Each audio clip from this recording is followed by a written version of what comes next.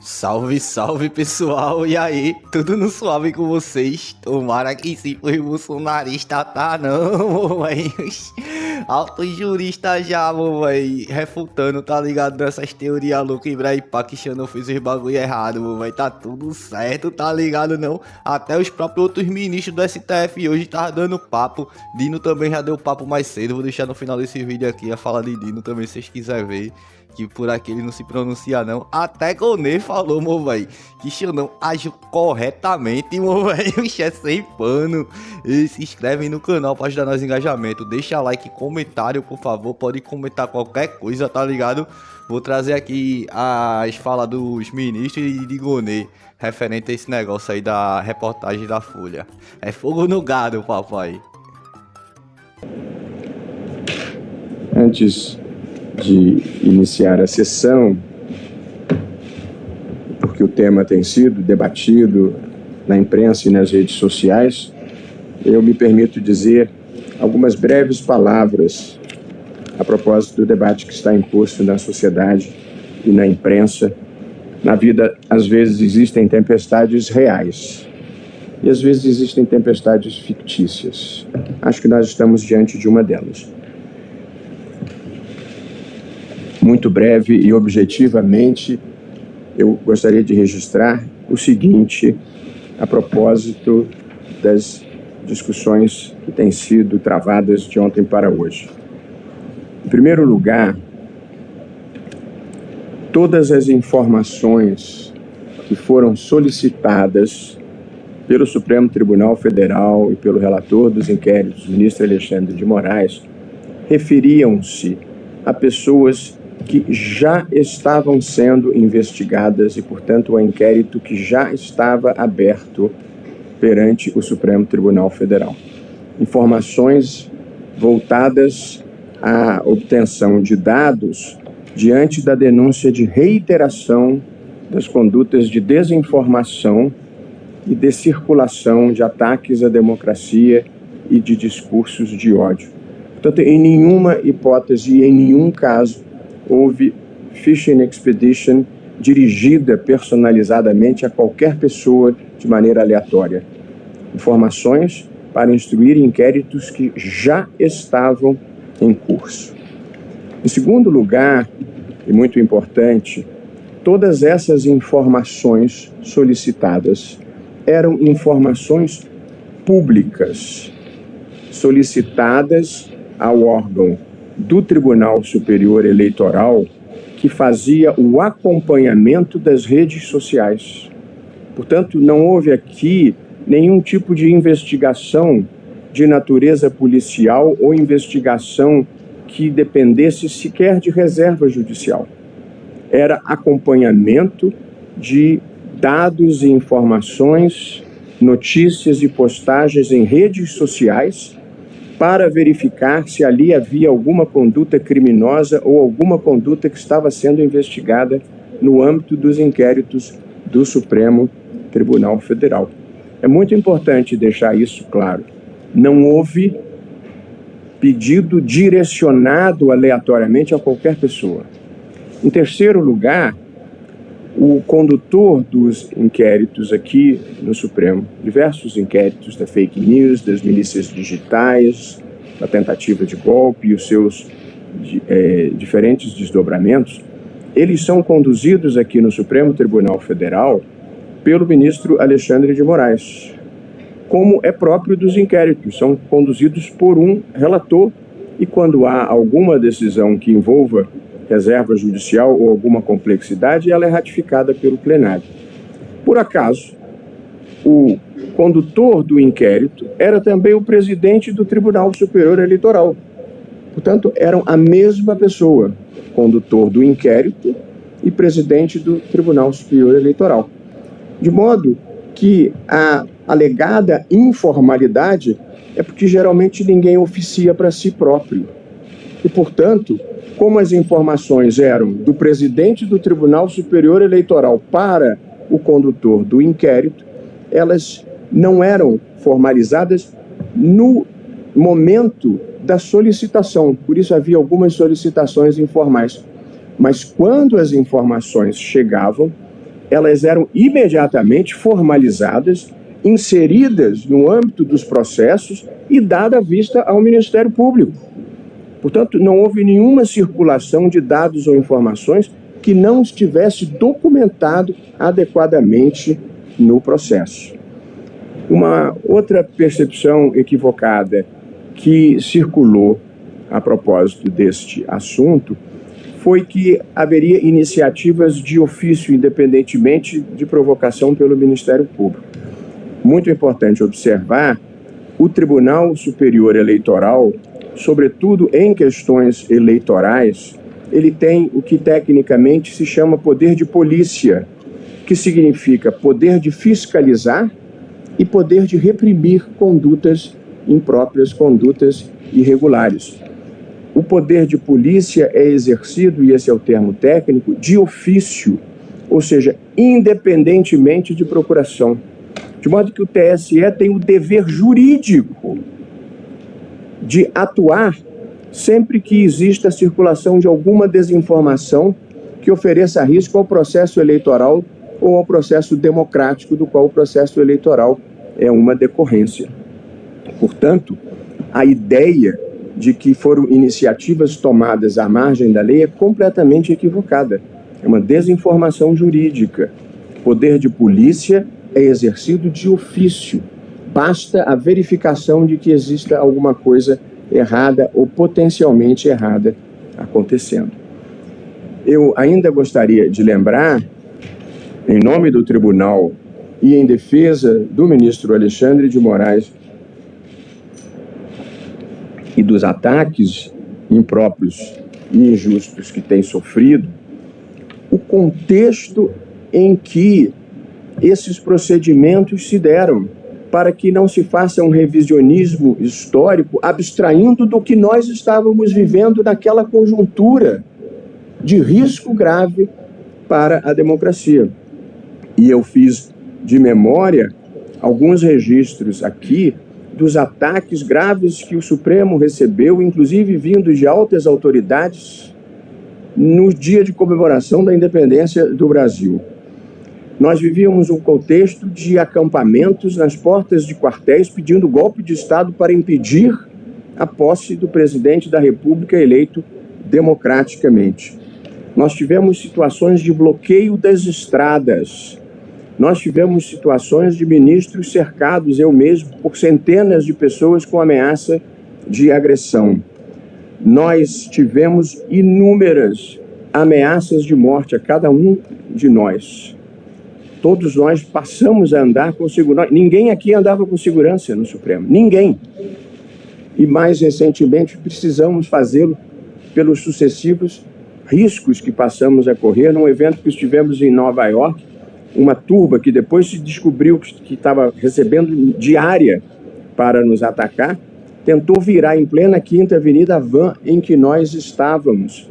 E basta imaginar o que teria acontecido se eles tivessem conseguido efetivamente esse intento. Nós vivíamos a conjuntura em que, no dia da diplomação do atual presidente da República, a Polícia Federal foi depredada. Nós tivemos, nesse mesmo período, uma bomba que foi descoberta e desarmada antes de explodir no aeroporto de Brasília. Portanto, nós vivíamos uma conjuntura tensa e de gravíssimas ameaças à democracia, às instituições e às pessoas. E, portanto, é preciso ter em linha de conta que as decisões eram tomadas numa conjuntura extremamente adversa, em que se fazia uma campanha falsa, fraudulenta, contra as urnas eletrônicas, contra a legitimidade do processo eleitoral e depois contra a posse do presidente da República eleito. Portanto, todos os atos praticados pelo ministro Alexandre de Moraes se deram no cumprimento de dever. E nós que o acompanhamos de perto sabemos o custo pessoal e a coragem moral e física que exigiu enfrentar esse tipo de movimentação antidemocrática. E o risco pessoal, quando nós aceitamos estar aqui, ainda é tolerável, mas pior é o risco para a família, para a esposa, para os filhos, as ameaças, de modo que ninguém imagina a tensão, o desconforto e o tipo de coragem que é preciso ter para se opor ao extremismo de uma maneira geral. Venha de onde vier, com a sua intolerância, com as suas ameaças, com a tentativa de intimidar. E, portanto, parte da reação que nós enfrentamos é porque não nos deixamos intimidar. E, portanto, nós não podemos rever a história esquecendo do que passou e do que nós tivemos que enfrentar nesse país, infelizmente, em ciclos de atraso que nós achávamos que já havíamos superado. E respeitando o papel da comunicação social, porque nós não temos nada a esconder, tudo aqui é transparente e, portanto, a preocupação não é o tipo de notícia que vem à luz do dia, porque ninguém aqui tem nada a esconder, e o papel da imprensa é divulgar mesmo a notícia que parece interessante para o público. Mas as interpretações equivocadas e as narrativas inverazes, essas nós precisamos enfrentar. Portanto, a nossa dificuldade não é com a divulgação de nenhuma informação. Isso não nos preocupa. Mas as interpretações erradas, essas nós precisamos desfazer, e essa é a única razão pela qual eu estou tratando desse assunto. E todos nós precisamos refletir seriamente a quem aproveita a construção de uma narrativa que procura descredibilizar quem impediu que aquelas forças prevalecessem no Brasil naquele momento histórico, trágico e muito difícil.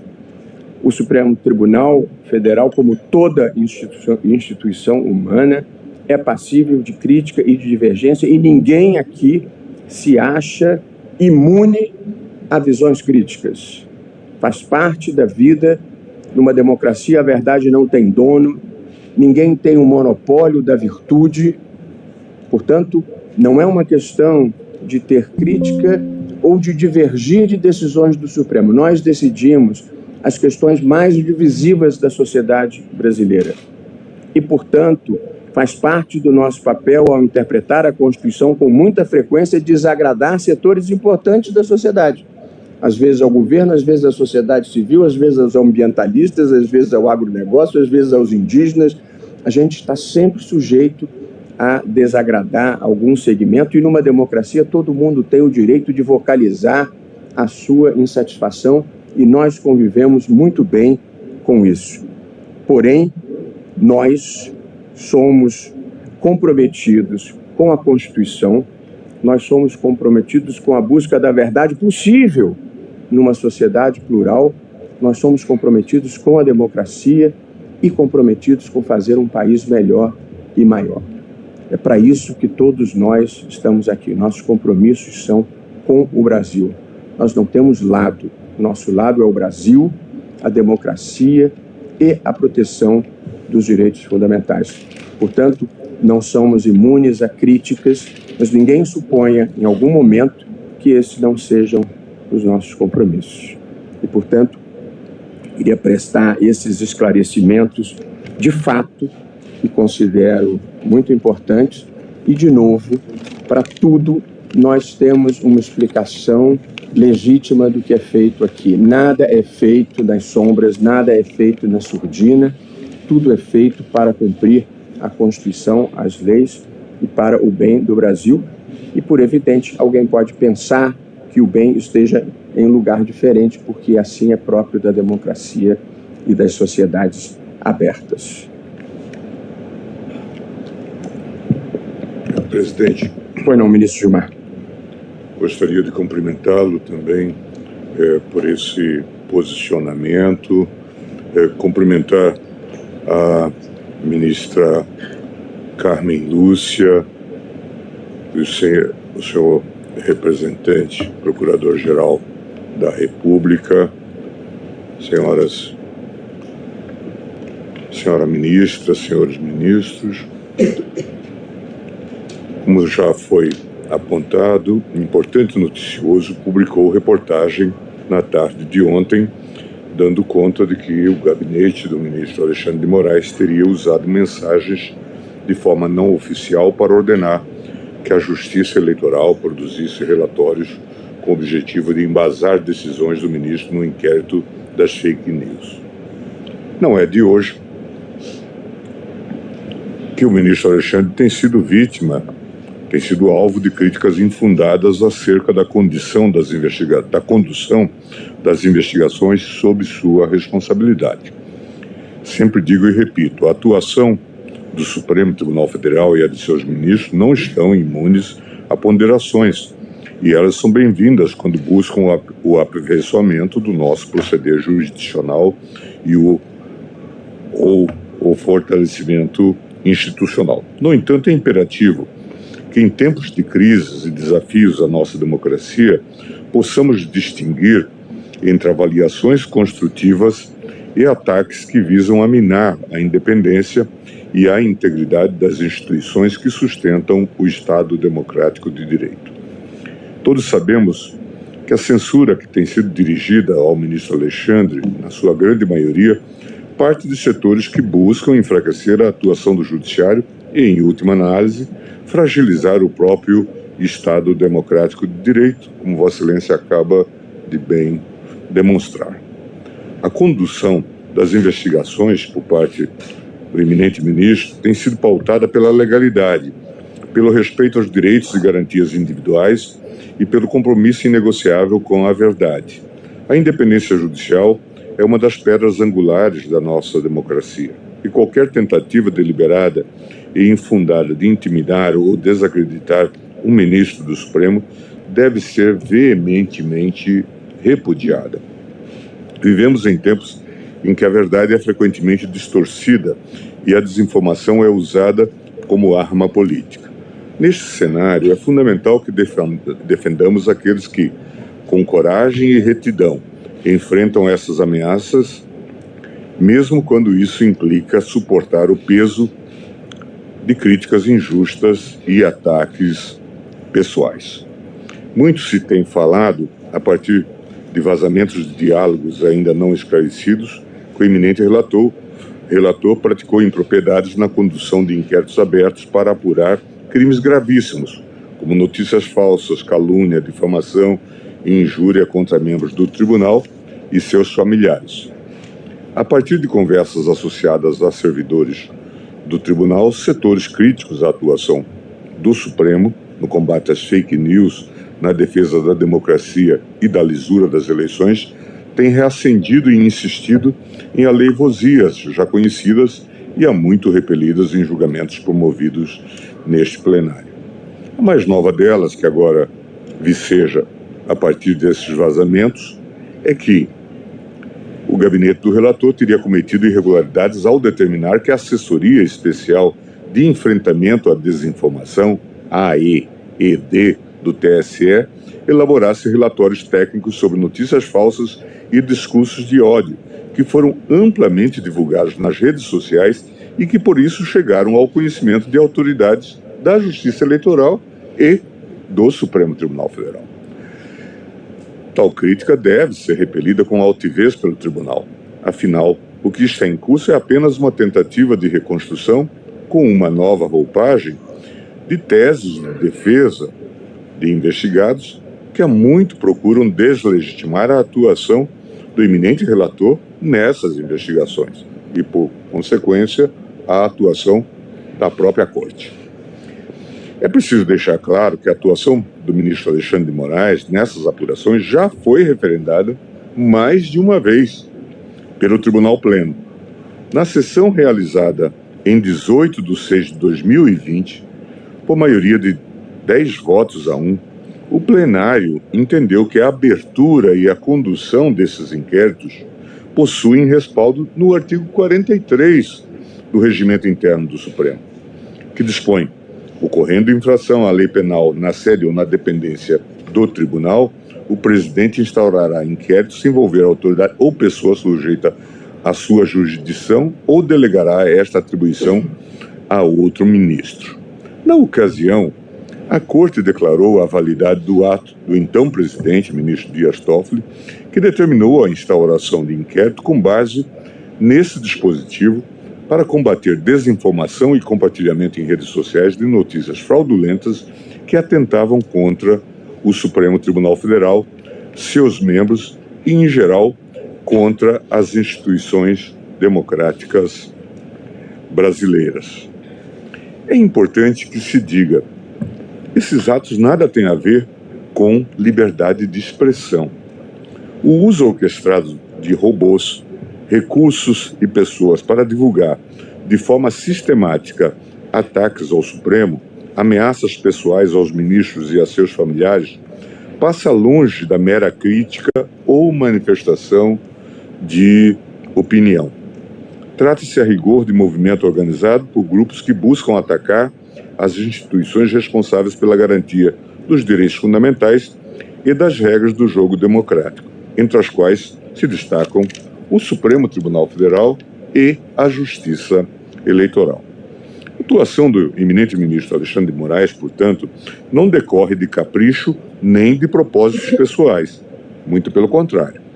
Ao conduzir os inquéritos instaurados pela presidência do STF, o eminente relator desempenha relevante atribuição institucional de apurar condutas graves, que não fosse seu dirigente proceder, poderiam ter resultado na frustração das eleições presidenciais de 2022 ou, no limite, em um golpe de Estado. É disso que se cuida, e esse pano de fundo tem sido sistematicamente esquecido, como Vossa Excelência acaba de rememorar os episódios todos que se deram, inclusive as manifestações em frente dos quartéis, que depois resultam no 8 de janeiro. A partir do momento em que foi designado relator desses inquéritos, é dever do ministro Alexandre de Moraes determinar a apuração de todo e qualquer ato criminoso que chegue ao seu conhecimento, como é de rigor em qualquer espécie de procedimento investigativo e como fazem todas as autoridades que atuam em investigações de qualquer natureza. A abertura do inquérito, portanto, faz com que o relator tenha dever funcional de atuar proativamente para apurar qualquer notícia de ilícito relacionada ao objeto das investigações que seja trazida ao seu conhecimento. Nada há de anormal ou de heterodoxo nesse tipo de atuação. Por isso, ao contrário do que têm afirmado os críticos do tribunal, não estranha que servidores vinculados ao gabinete do ministro tenham diligenciado pelos canais institucionais adequados para solicitar a elaboração de relatórios sobre notícias falsas que eram públicas e circulavam livremente pelas redes sociais. Esses relatórios, isso deve ser enfatizado, não promoveram quebras dos sigilos dos réus, nem invadiram sua privacidade. Ao contrário, tais levantamentos apenas identificaram notícias públicas divulgadas voluntariamente pelos investigados em suas redes sociais. A ideia era somente registrar dados relevantes sobre possíveis divulgações criminosas, como data e horário de divulgação, o conteúdo da mensagem e seu endereço eletrônico, para impedir que elas fossem convenientemente apagadas, o que é um fenômeno que se repete, pelos investigados, a fim de frustrar o trabalho dos investigadores. Não é só. Também é importante registrar que, à época dos fatos, além de relator dos inquéritos das fake news e dos atos antidemocráticos, como Vossa Excelência já apontou, ministro Barroso, o eminente ministro Alexandre de Moraes também integrava o TSE. Nessa condição, a ele incumbia o exercício do poder de polícia, que é outorgado por lei a todos os órgãos da Justiça Eleitoral, a quem compete não apenas julgar as respectivas demandas, mas também exercer importante função administrativa de organizar as eleições e fiscalizar a conduta dos candidatos e partidos para inibir atos que possam comprometer a lisura do pleito. Qualquer pessoa que acompanhe a atividade da Justiça Eleitoral sabe que não são raros os casos em que servidores e juízes a ela vinculados, no legítimo exercício do poder de polícia, atuam proativamente para impedir a circulação de propaganda irregular e de qualquer prática que constitua infração à lei eleitoral. Ao verificar essas condutas, o juiz tem o dever de determinar o recolhimento do material e, ao mesmo tempo, registrar essa prática em relatórios oficiais. Em seguida, tais registros são remetidos para os órgãos competentes para investigar a conduta e apurar eventual prática criminosa. Não há nada de irregular nessa atividade de fiscalização, o que é realizada de ofício, sem qualquer espécie de provocação. O que se quer evitar é que a infração à lei eleitoral se perpetue e possa causar algum desequilíbrio entre os candidatos. Assim já o era no passado. E hoje, com maior razão, sabemos nós, em função da internet, dessa nova realidade. É exatamente o que ocorreu nos eventos recentes noticiados pela mídia. No caso, o gabinete do ministro do Supremo, encarregado de apurar notícias falsas, solicitou, ainda que por meios mais céleres, diante da urgência que é inerente à atuação em meio ao processo eleitoral, que os órgãos do TSE desempenhassem as funções para as quais foram criados. O registro em relatório oficial de informações sobre notícias falsas que circulavam amplamente nas redes sociais e atentavam contra o equilíbrio das eleições. Tudo isso acompanhado pelo eminente Procurador-Geral da República, que acompanha e se manifesta em todos os inquéritos que tramitam nesta Corte. Vale destacar que a situação colocada pela matéria, pela reportagem, em nada se aproxima dos métodos da chamada Operação Lava Jato, como muitos querem fazer crer. Comparações desses já são irresponsáveis e sem a menor correlação fática.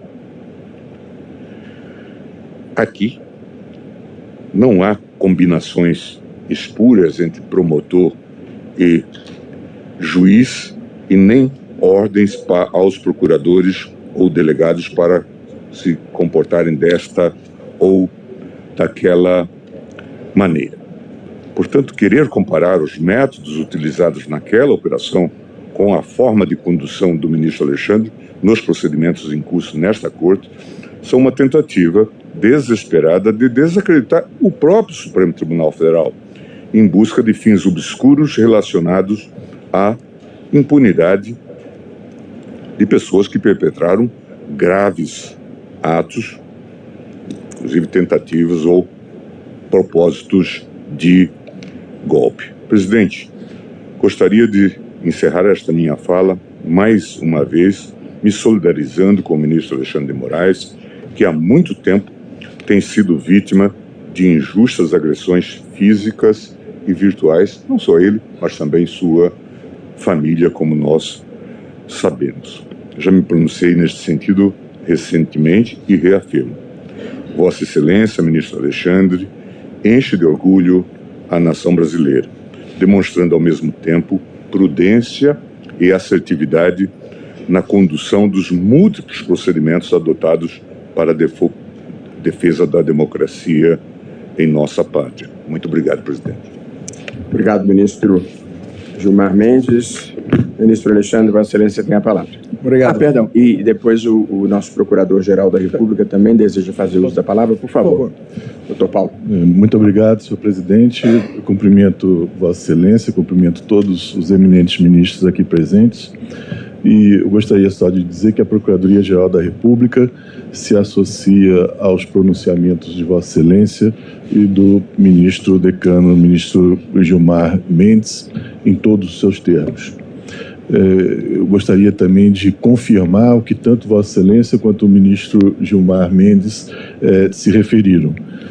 Invariavelmente, onde cabia nos processos sob a relatoria do ministro Alexandre de Moraes a intervenção da Procuradoria-Geral da República ou da Procuradoria-Geral Eleitoral, houve a abertura de oportunidade para a atuação do Ministério Público.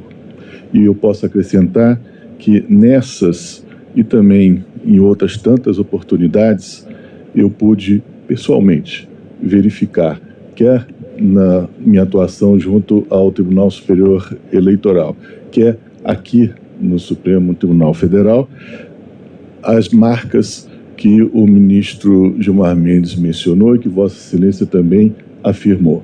As marcas de coragem, diligência, assertividade e retidão nas manifestações, nas decisões e no modo de conduzir o processo do ministro Alexandre de Moraes. Muito obrigado. Obrigado, doutor Paulo Gonet. Ministro Alexandre. Boa tarde, presidente. Inicio agradecendo as palavras de Vossa Excelência, ministro Luiz Roberto Barroso, as palavras do nosso decano, ministro Gilmar Mendes, e as palavras do Procurador-Geral da República, o professor Paulo Gonet, a quem também tive a honra de atuar junto no Tribunal Superior Eleitoral como vice-procurador-geral eleitoral. Cumprimento todos os eminentes colegas, ministra Carmen, ministro Fux, ministro Fachin, ministro Cássio, ministro André, ministro Zanin, ministro Flávio, também o ministro Dias Toffoli, que nos acompanha por videoconferência. Presidente, Vossa Excelência e o ministro Gilmar já colocaram de forma clara o que talvez, se houvesse uma consulta ao gabinete, teria ficado claro anteriormente a qualquer das matérias. Como Vossa Excelência disse, nenhuma das matérias preocupa o meu gabinete, me preocupa, ou a lisura dos procedimentos. Todos os procedimentos foram realizados no âmbito de investigações já existentes, aqui principalmente o inquérito 4781, conhecido na mídia como inquérito das fake news, e o inquérito 4878, também denominado pela mídia como inquérito das milícias digitais. Esses inquéritos apuravam, como apuram, diversas condutas, as investigações realizadas pela Polícia Federal, as requisições feitas e o acompanhamento pela Procuradoria-Geral da República, e no curso desses inquéritos e das petições em anexo, outras investigações conexas a esses inquéritos, várias vezes surgia que aqueles investigados estavam reiterando as condutas ilícitas realizadas nas redes sociais. Quais condutas? Basicamente, a incitação a golpe de Estado, a incitação a atentados antidemocráticos, a glorificação do AI-5, a discursos de ódio contra ministros dessa Corte e do Tribunal Superior Eleitoral, inclusive com ameaças de vida, ameaças de morte, risco à vida dos integrantes e seus familiares. E nós sabemos que há a necessidade que faltou pela novidade nas eleições de 2018, naquele momento, há necessidade de preservação desse conteúdo, porque senão eles são apagados e não podem ser recuperados. Isso é um procedimento normal, investigativo. E esse procedimento, a partir dessa constatação que aqueles já investigados reiteravam nas condutas, esse procedimento poderia se dar de duas formas. Poderia se dar a partir de uma requisição minha à Polícia Federal, para que ela realizasse, poderia se dar a partir de uma solicitação ao Tribunal Superior Eleitoral para que ele fornecesse os relatórios. Como foi muito bem salientado, informações objetivas e públicas, o que estava postado publicamente, para se evitar exatamente que depois fossem apagados. Obviamente, o caminho mais eficiente da investigação naquele momento era a solicitação ao Tribunal Superior Eleitoral, uma vez que a Polícia Federal, lamentavelmente, num determinado momento, pouco colaborava, nós sabemos, com as investigações, retirando o apoio do delegado. O delegado que atuava nos inquéritos chegou a ficar com um único agente policial para poder realizar todas as diligências. E, obviamente, foi dito, seria esquizofrênico eu, como presidente do Tribunal Superior Eleitoral, me auto-oficiar. Até porque, como presidente do Tribunal Superior Eleitoral, no exercício do poder de polícia, eu tinha o poder pela lei de determinar a feitura dos relatórios. Hoje esse meio investigativo continua possível, esse compartilhamento de provas, que é um meio admitido pelo Supremo Tribunal Federal. Hoje sim, eu oficiaria a ministra Carmen, porque agora a presidência do Tribunal Superior Eleitoral é da ministra Carmen. Então, eu, como presidente do TSE, determinava a assessoria que realizasse o relatório. O relatório realizado oficialmente, esse relatório fica nos arquivos do TSE e era enviado oficialmente ao Supremo Tribunal Federal. Enviado e protocolado no inquérito e na investigação específica, dado imediatamente ciência à Procuradoria-Geral da República e remetido à Polícia Federal para a continuidade das investigações. Vários desses relatórios, quando realmente demonstravam essas publicações, porque algumas, inclusive, apesar da celeridade, algumas eram apagadas. Mas quando se constatava a materialidade da permanência ou da continuidade da atividade ilícita, esses relatórios eram juntados, compartilhados do TSE com o Supremo Tribunal Federal, como é possível nesse compartilhamento de provas. E todos eles diziam sobre o quê? Todos eles sobre gabinete de ódio, todos eles diziam sobre fraude nas urnas eletrônicas, tentativa de golpe, o chamamento ao que depois ocorreu em 12 de dezembro, no dia da diplomação, a depredação da Polícia Federal, aquele ônibus que foi incendiado aqui em Brasília, a glorificação da tentativa de bomba no aeroporto de Brasília, nas vésperas do Natal, a tentativa de tumultuar a posse do novo presidente da República. Tudo isso já vinha sendo investigado, tanto no inquérito das fake news quanto nas milícias digitais, e novos fatos foram sendo agregados e, lamentavelmente, todos sabemos, e parece que alguns esqueceram, isso resultou na tentativa de golpe do dia 8 de janeiro. Que, diferentemente, presidente, e aproveitando essa oportunidade, diferentemente do que alguns dizem, dia 8 de janeiro houve muita violência. Quase mataram 3 policiais. No vídeo institucional do Supremo Tribunal Federal, nós até homenageamos uma das policiais que quase foi morta. Então houve muita violência, sim. Só que algumas pessoas preferem continuar glorificando o extremismo, o populismo extremista que se vale da instrumentalização das redes sociais.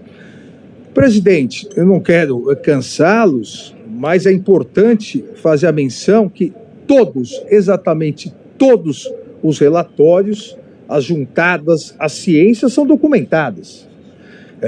As matérias jornalísticas, 2 ontem e 1 hoje, as matérias jornalísticas se referiram a 3, 4,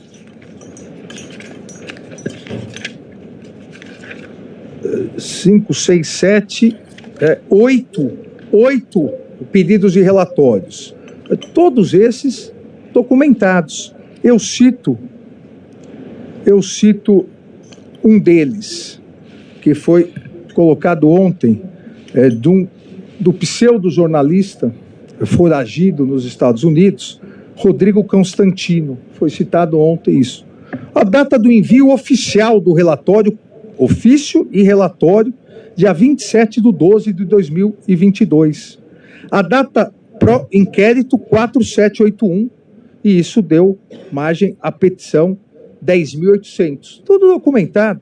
A data da autuação, uma vez que estávamos no recesso, a data da autuação aqui no Supremo Tribunal Federal, dia 5 de janeiro de 2023.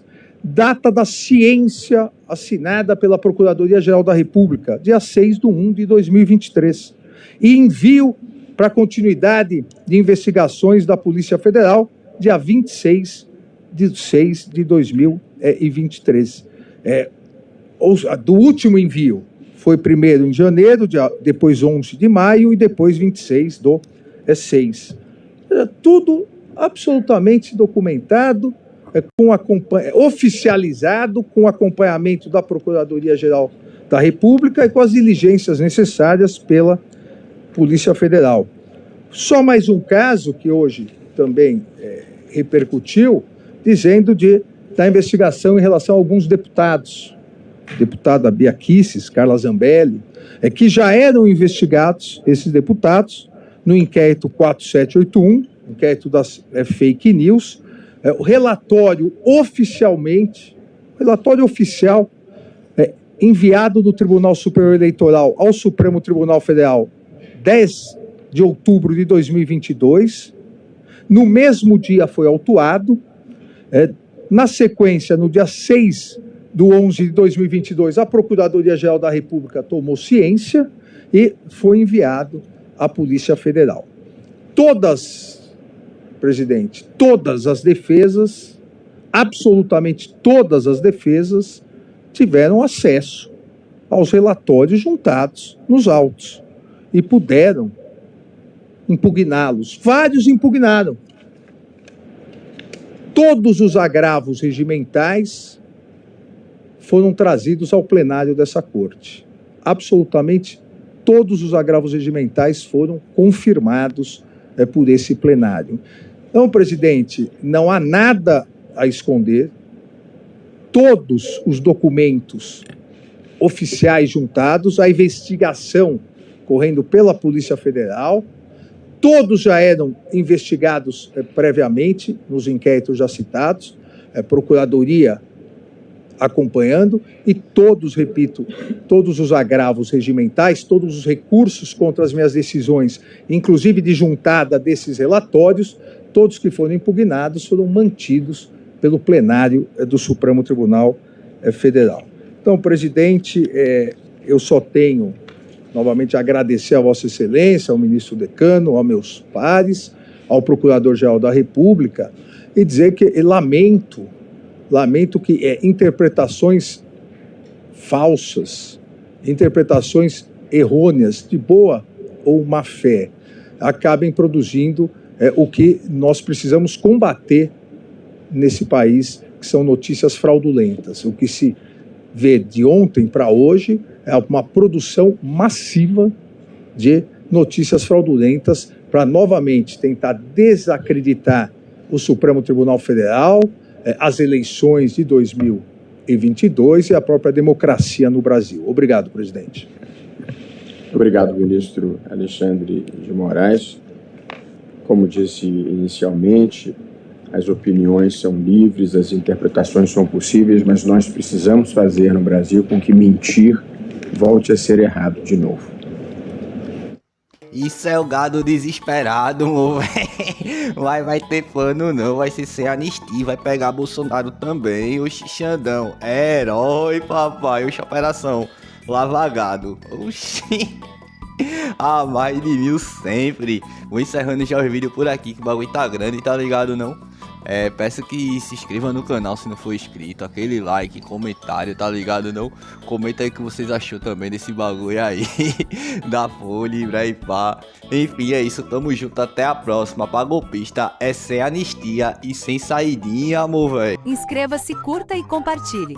E se possível, manda um pix. Estou precisando muito e só o Bolsonaro que não precisa recebeu. Até a próxima!